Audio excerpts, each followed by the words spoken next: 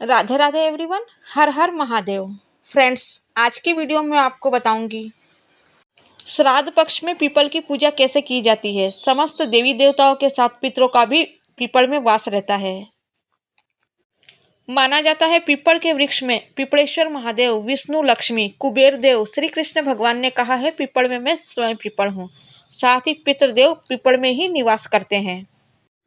इसीलिए पितृपक्ष में पीपल की पूजा करना बहुत ही लाभकारी होता है। अगर आपके घर में पितृ दोष है तो आप पीपल की पूजा कर सकते हैं।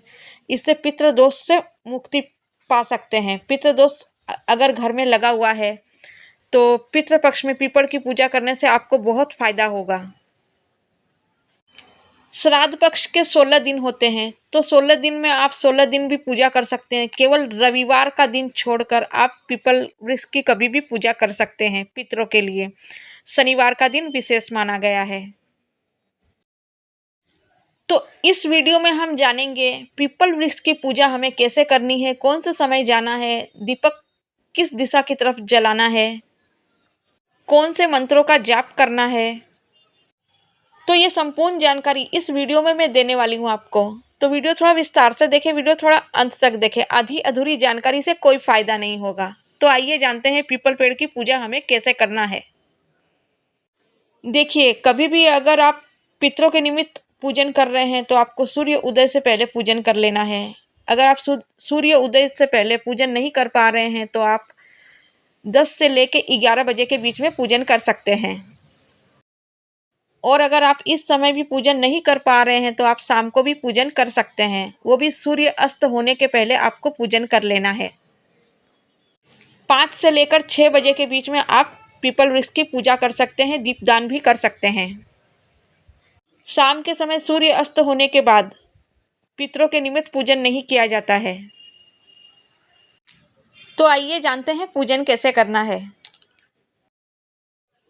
देखिए, सबसे पहले हमें मीठा जल ले लेना है। गुड़ से या फिर शक्कर से मीठा जल कर लेंगे, उसमें थोड़ा सा दूध डाल लेंगे और पीपल पेड़ को अर्पित करेंगे। ओम पितृ पितराय नमः का जाप करते हुए इस जल को हम अर्पित करेंगे,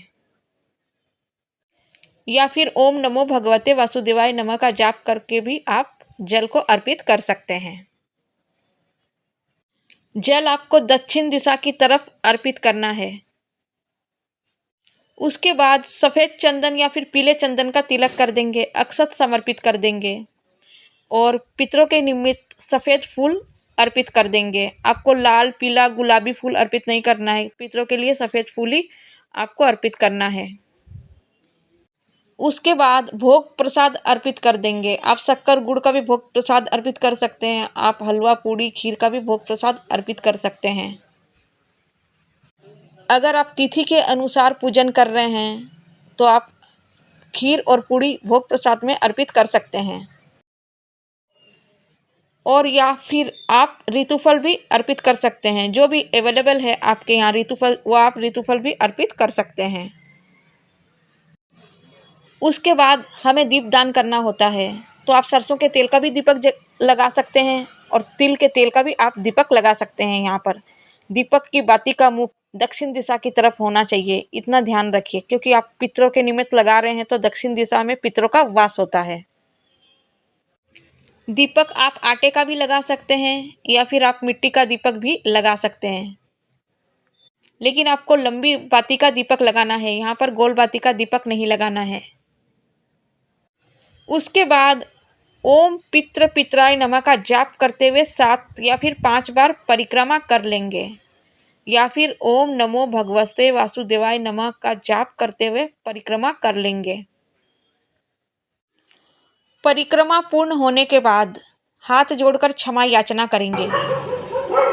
हे पितृदेव, हमारे पूजन को स्वीकार करें, पूजन में रह गई गलतियों को क्षमा करें और हमारी मनोकामनाओं को पूर्ण करें। इस तरह क्षमा याचना कर लेंगे।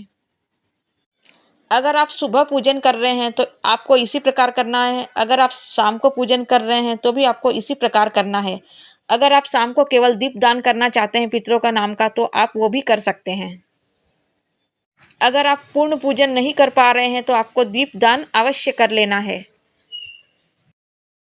माना जाता है खासकर श्राद्ध पक्ष में पीपल वृक्ष की पूजा करने से पितृ प्रसन्न होते हैं और पितृ दोष से मुक्ति मिलती है, जिससे घर में सुख समृद्धि आती है और जीवन की समस्त बाधाएं दूर होती है। मान्यता है कि पितृपक्ष के दौरान पीपल के पेड़ में पितृदेव निवास करते हैं, इसीलिए इस पेड़ की पूजा करने से पितृदेव संतुष्ट होते हैं और अपना आशीर्वाद प्रदान करते हैं, जिससे जीवन में चली आ रही समस्त बाधाएं समाप्त होती है।